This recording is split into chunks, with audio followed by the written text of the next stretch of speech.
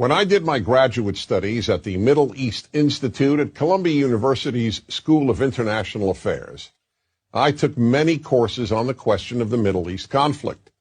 Semester after semester, we studied the Middle East conflict as if it was the most complex conflict in the world, when in fact, it is probably the easiest conflict in the world to explain. It may be the hardest to solve, but it is the easiest to explain. In a nutshell, it's this. One side wants the other side dead. Israel wants to exist as a Jewish state and to live in peace. Israel also recognizes the right of Palestinians to have their own state and to live in peace. The problem, however, is that most Palestinians and many other Muslims and Arabs do not recognize the right of the Jewish state of Israel to exist. This has been true since 1947, when the United Nations voted to divide the land called Palestine into a Jewish state and an Arab state. The Jews accepted the United Nations partition, but no Arab or any other Muslim country accepted it.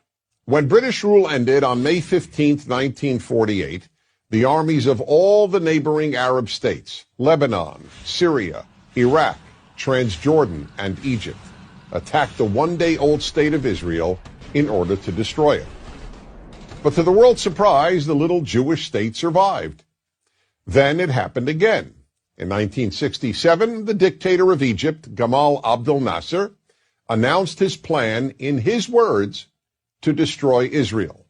He placed Egyptian troops on Israel's border, and armies of surrounding Arab countries were also mobilized to attack. However, Israel preemptively attacked Egypt and Syria. Israel did not attack Jordan and begged Jordan's king not to join the war. But he did.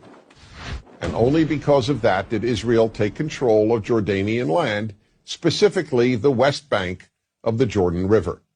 Shortly after the war, the Arab states went to Khartoum, Sudan, and announced their famous three no's: no recognition, no peace, and no negotiations.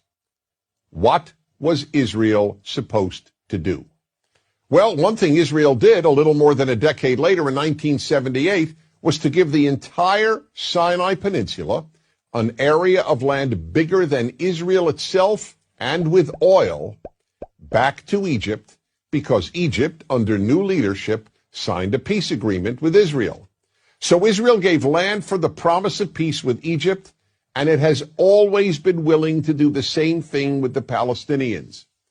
All the Palestinians have ever had to do is recognize Israel as a Jewish state and promise to live in peace with it.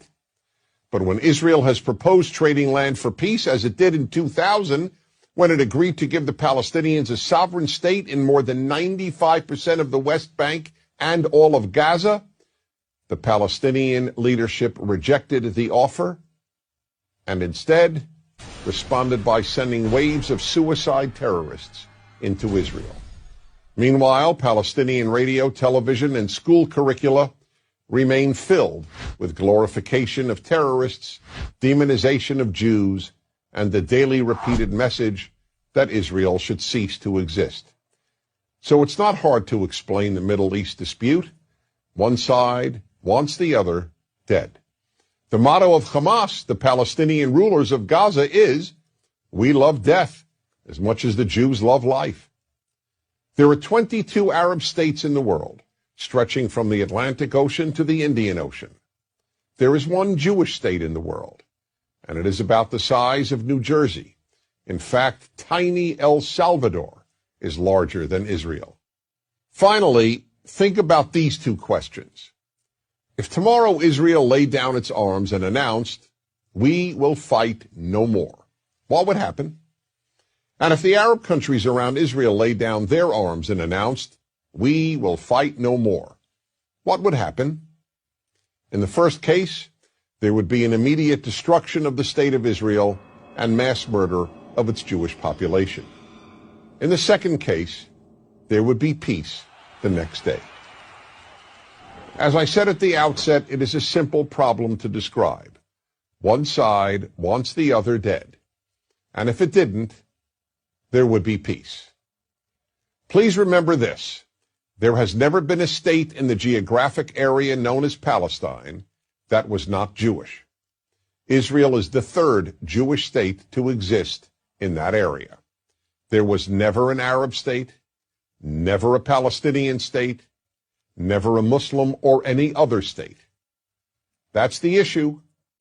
Why can't the one Jewish state the size of El Salvador be allowed to exist? That is the Middle East problem. I'm Dennis Prager.